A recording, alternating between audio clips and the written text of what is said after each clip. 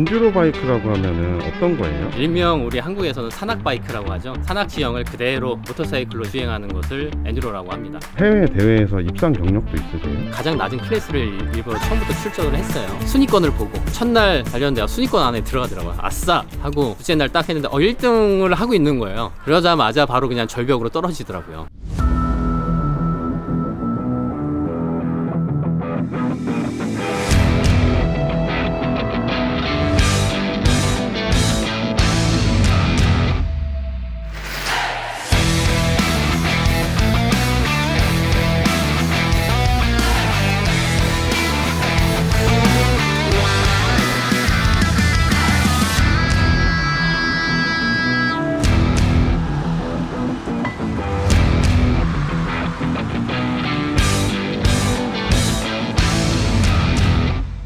안녕하세요. 네, 안녕하세요. 간단하게 자기소개 한 번만 부탁드릴게요. 하드 엔드로 선수이자 팀 사우스 코리아의 감독을 맡고 있는 이남기라고 합니다. 엔듀로 바이크라고 하면은 어떤 거예요? 일명 우리 한국에서는 산악 바이크라고 하죠. 산악 지형을 그대로 모터사이클로 주행하는 것을 엔듀로라고 합니다. 언덕을 넘으면서 공중제비 돌고 하는 걸 봤는데 그런 것도 엔듀로 바이크예요? 그거는 이제 프리스타일 모터크로스입니다. 실제 어려운 지형들만 다니는 게 엔듀로 바이크인가요? 네, 그렇습니다. 산악 지형 그대로 오르막을 계속 오르거나 돌이 있으면 돌도 지나고 물도 지나고 때론 점프도 할 수 있어야 되고요. 때론 바위를 큰 걸로 넘어야 되니까 그런 테크니컬이 많이 필요한 경기이기도 합니다. 이 장소는 어떤 곳이에요? 자, 선수들을 트레이닝할 수 있고 운동으로서 모터사이클을 배우고 싶은 사람들을 위해서 이렇게 트레이닝 센터라고 이름을 짓고 운영을 하고 있습니다. 그럼 이곳은 직접 다 만드신 거예요? 네, 직접 다 만들었고요. 기본기를 연습할 수 있도록 만들었습니다. 그럼 선생님은 어릴 때부터 이런 바이크 선수가 되는 게 꿈이셨어요? 1997년도에 쌍용에 무쏘가 있었습니다. 근데 그 무쏘가 파리에서 다카르까지 가는 파리 다카르 랠리가 있었는데 그게 이제 KBS 뉴스에 나왔어요. 완주를 했습니다 하면서 뒤에서 점프하는 바이크를 봤어요. 그 바이크를 보면서 저 바이크 한번 타보고 싶다. 나 오프로드 모터사이클 선수가 돼보고 싶다. 그때 아마 꿈을 가졌던 것 같습니다. 어릴 때부터 계속 바이크만 타오신 거예요? 고등학교 2학년 때부터 지금까지 타고 있습니다. 약 한 28년 정도 탔네요. 오늘은 오전부터 뭐 하세요? 제가 그동안에 책을 만들려고 정리했던 공책이 있는데 그 공책을 보면서 이 동작이 맞나 저 동작이 맞나 책에 들어갈 내용들을 테스트해보고 나서 커리큘럼은 이렇게 바꾸자 저렇게 바꾸자 하는 시간을 좀 가져볼까 합니다. 저도 그랬듯이 모든 사람이 마찬가지일 거예요. 어떤 걸 훈련을 해야 되지? 어떤 걸 알아야 되지? 이거 자체를 잘 모르시는 것 같아요. 저도 몰랐었고요. 그래서 해외 경기를 나가기 시작했어요.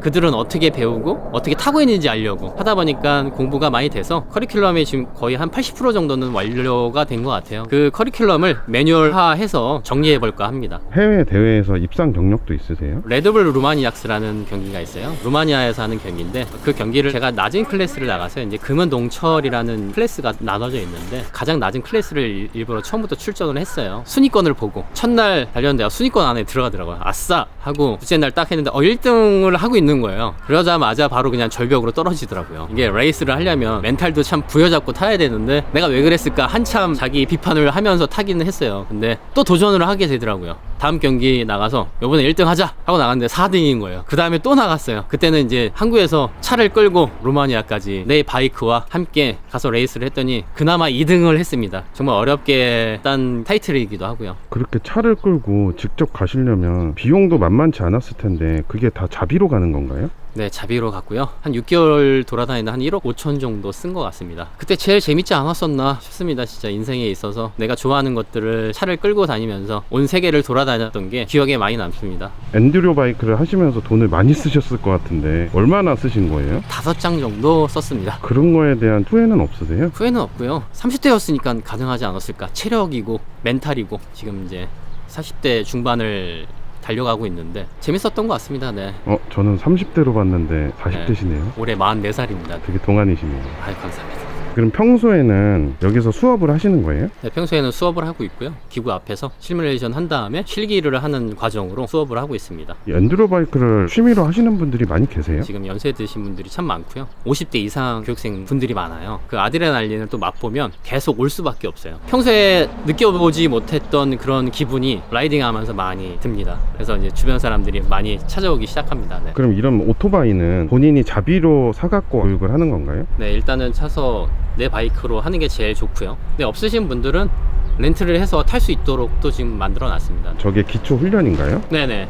실뮬레이션 돌릴 수 있는 도구고요. 슬리퍼 신고 하는 거에 대해서 좀 이해를 좀 해주세요.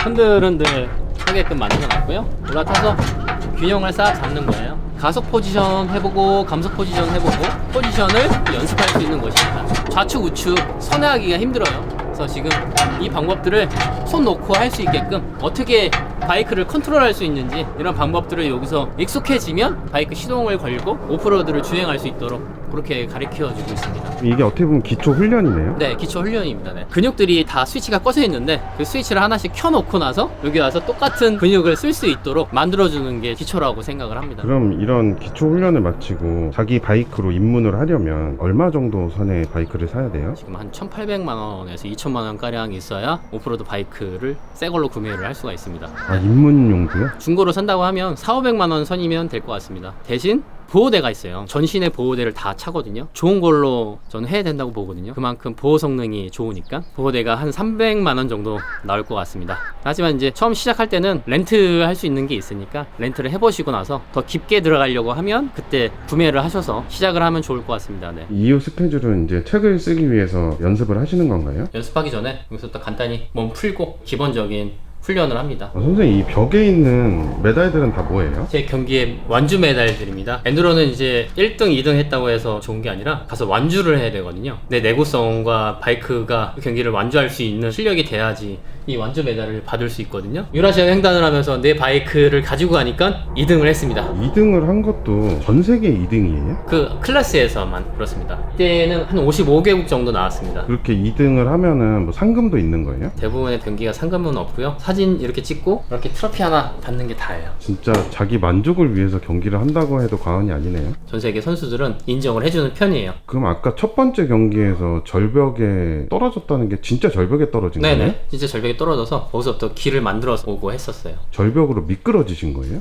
네, 미끄러진 거죠. 위험한 순간이었겠네요. 그렇죠. 빠르게 타다 보니까 실수 한 번만 하면 부상이 좀 커요. 부러지는 사람도 있고 바이크가 완전히 망가지는 경우도 생기고요. 그래서 완주율이 한 50%도 안 되는 경기이기도 합니다. 선생님은 수입 활동이 없이 그냥 경기를 하면서 돈만 쓰신 거예요? 그동안에 그랬습니다. 경제적인 활동은 아예 없으셨어요? 거의 못하고 있었죠. 저를 계속 서포트하고 계신 분들, 그 다음에 교육을 받고 계신 분들을 통해서 유지만 하고 있었죠. 선생님, 그럼 이 교육장은 규모가 어떻게 되는 거예요? 기본 교육을 할 수 있는 2,000평과 엔드로 코스가 2,000평 정도 있습니다. 그래서 합이 한 4,000평 정도 됩니다. 선생님, 어떻게 보면 지금 선수로서 적지 않은 나이잖아요. 이 엔드로 바이크 선수들은 네. 보통 몇 살까지 바이크를 탈까요? 세계 여러 나라 다녀보니까 75살 형들도 많더라고요. 시니어급들의 선수들이 정말 많이 포진돼 있어요. 사람들이 왜 하고 있냐? 건강을 위해서 하지 않을까 싶어요. 운동으로서 진짜 엄청나게 도움이 되거든요. 그 다음에 알게 모르게 자연을 계속 접하다 보니까 힐링이 되는 부분도 많고요.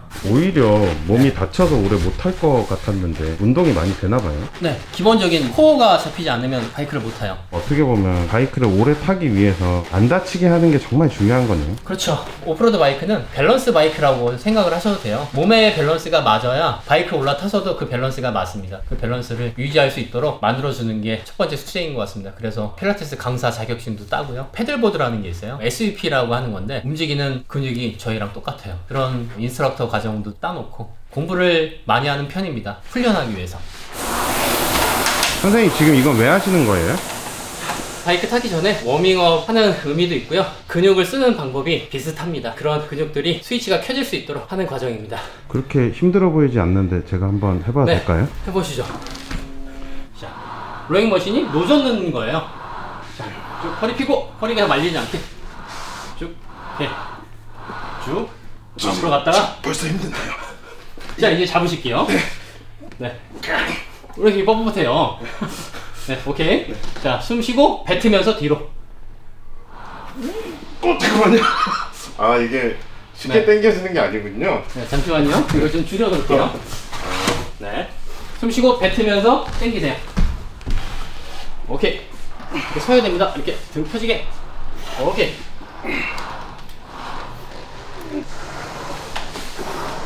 그렇죠. 이게 1단계인 거죠? 네. 아까 선생님이 하신 건 몇 단계인가요? 전 10으로 했고요. 쉽게 하셔서 네. 쉬운 줄 알았어요. 죄송합니다. 그렇습니다. 자, 여기서는 시청각 교육을 합니다. 그럼 여기서 잘못된 동작들을 보여주시는 거예요? 네, 그렇습니다. 자, 이게 기본 밸런스인데 가속할 때는 뭐 이런 식으로 밸런스를 해야 된다 감속할 때는 이런 식으로 밸런스를 해야 된다. 확실히 이렇게 본인이 네. 직접 탄 걸 보면서 하면 도움이 많이 되겠어요. 네, 그렇죠. 분석을 해드리죠. 선생님 지금 보호구 차고 계신 거는 입문자용이에요? 선수용이에요? 네, 선수용입니다. 커스텀이고 이게 지금 이 한 짝에 180만 원짜리입니다. 한 짝이에요? 네, 제 무릎에 맞춘 거고요. 왜 그렇게 하냐면 바이크가 넘어지면서 여기 인대를 팍 쳐요. 넘어지면서 이렇게. 그래서 여기 인대를 잡아줘서 더 이상 끊어지지 않게끔. 기성품들이 맞다고 하면 요즘엔 좋은 제품이 많이 나와 있어서 그런 기성품들을 사용하면 좋겠습니다. 그럼 이 보호구는 무릎 보호대랑 헬멧, 부츠 이렇게밖에 없는 거예요? 상체 보호대도 있고요, 엉덩이 보호대도 있는데 여기서 탈 때는 이게 필요하고 다른 게 좀 필요가 없어서 상체 보호대는 안 하고 있습니다. 뭐 때로는 목이 좀 부러질 것 같은 코스가 나온다 그러면 넥 브레이스도 같이 하고요. 바이크가 내 몸을 덮치기 때문에 아주 단단한 보호대를 착용을 합니다. 헬멧은 상대적으로 여기 땀이 차면 머리에서 눌려주는 키로수가 많으니까 목이 뻣뻣해지거든요. 그래서 웬만하면 가벼운 걸로, 이게 지금 한 100만 원 정도 합니다. 안전한 거는 비싸긴 해요. 내 몸을 보호하는 거니까 그런데 투자하시면 좋을 것 같습니다. 선생님 그럼 지금 책 작업을 위해서 네. 바이크를 어떤 걸 타시는 거예요? 250cc 2행정 바이크, 350cc 4행정 바이크, 그 다음에 뭐 300cc 2행정 바이크. 이 바이크의 기능이 이런 특성이 있다, 이런 것들을 좀 알기 위해서 분석을 해서 기입을 하려고 합니다. 방금 말씀하신 2행정 바이크랑 4행정 바이크는 무슨 차이예요? 4행정이라고 하면 흡입, 압축, 폭발, 배기라는 과정이 있습니다. 그 다음에 2행정 바이크는 흡입, 압축이 하나의 동작이고요, 폭발, 배기가 하나의 동작입니다. 2행정은 순발력 있게 엔진이 회전수를 만들어냅니다. 대신 4행정은 지속적으로 흡입, 압축, 폭발, 배기를 하니까 안정적으로 이제 RPM이 올라갈 수 있고요. 그럼 경기마다 2행정 바이크 쓸 때도 있고 4행정 바이크를 쓸 때도 있겠네요. 네네, 그렇습니다. 그래서 웬만한 하드엔드로는 2행정 바이크로 하는 게 맞고요, 멀리 가는 랠리 방식의 경기는 4행정 바이크로 하는 게 맞아서 그렇게 활용을 하고 있습니다.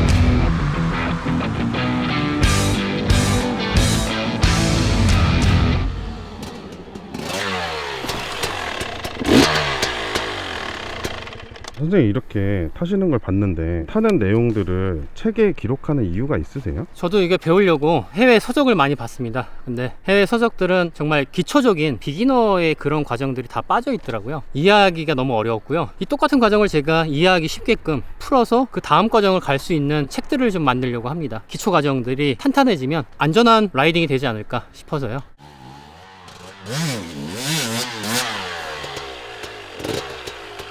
아, 이 정도 높이도 쉽게 올라올 수가 있네요. 쉬운 편입니다, 이런 곳은. 그러면 일반 대회는 어느 정도 높이를 올라가는 거예요? 해외 경기는 이런 경사로 한 400m 된 데가 많고요. 국내에도 한 100m 이상의 높이가 많습니다. 400m를 한 번에 올라가요? 한 번에 가야죠. 감았던 풀가스를 풀르는 순간 끝나죠. 그럼 밑으로 추락하겠네요. 악셀을 놓는 순간 못 올라갑니다. 그래서 세계 여러 나라 선수들이 하는 소리가 있어요.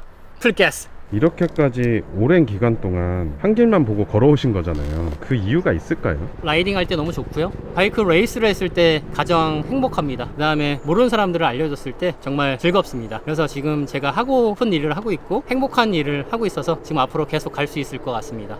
선생님은 학창시절 때 바이크를 타시면서 혹시 부모님의 반대는 없으셨나요? 저는 딜을 했습니다. 지금 저희 집이 매운탕 집을 하거든요, 양평에서. 바이크 타고 싶습니다. 아버지한테 필요한 게 뭔 줄 알았습니다. 식당의 자격증이었거든요. 한식 조리사 자격증. 조리사 자격증을 따갖고 올 테니 아버지는 바이크를 한 대 사주세요 해서 이렇게 맞바꿨습니다. 아버지가 선물해 주신 그 바이크로 열심히 타고 아마 지금까지 오지 않았나 싶습니다. 저희 아버지는 지금 하늘나라 계시지만 그것 때문이라도 좀 더 재밌게 좀 타보고 싶고요. 어머니 혼자 계시는데 어머니께서도 이런 꿈을 계속 응원하고 계십니다. 처음에는 이거를 이해시키기가 시간이 오래 걸렸어요. 많게는 20년 걸렸던 것 같네요. 28년 중에. 이 자리에서 사람들을 초대해서 어머니께서 오셔서 보시니 뿌듯해 하셨고요. 위험하지 않게 좀 타려고 노력하고 있습니다. 안 다치려고 노력하고 있고 걱정하지 않게끔.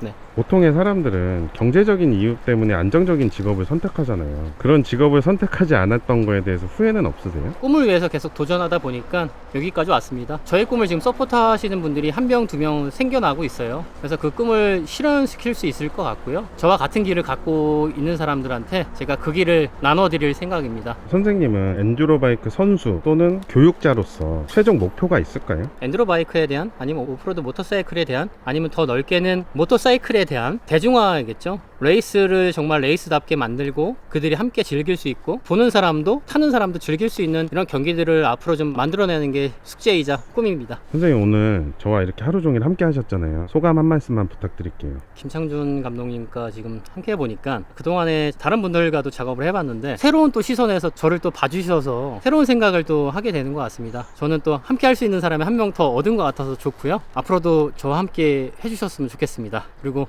앞으로 100만 구독자와 함께 1억 뷰, 2억 뷰가 나왔으면 좋겠습니다. 앞으로 응원하겠습니다. 그럼 마지막으로 지금도 직업에 대해서 고민하고 계신 수상한 직업 구독자분들께 한 말씀만 부탁드릴게요. 저도 직업에 대해서 고등학교 때는 많이 고민을 했었던 것 같습니다. 결국에는 꽂혔던 일에 지금 아직까지 하고 있더라고요. 97년도, 98년도에 스포츠 뉴스에서 보면 그 바이크 때문에 지금 바이크를 가르쳐주는 직업을 하고 있습니다. 좋아하고 심장이 뛰는 일을 하는 게 맞다고 봅니다. 처음에는 힘들 수가 있어요. 하지만 그게 쌓이고 쌓여서 어느새 전문가가 돼 있습니다. 전문가는 어느 곳에서도 인정을 받습니다. 노력한 만큼, 열심히 한 만큼 그게 돈으로 환산이 될 겁니다. 그러니까 걱정하지 마시고 자기가 하고픈 일, 심장이 뛰는 일, 열정이 불타오르는 직업을 만드셨으면 좋겠습니다. 지금 힘들어도 버티시고 좋아하는 일을 하세요. 그런 꿈을 가지면 앞으로 좋은 일이 있을 겁니다. 수상한 직업 파이팅!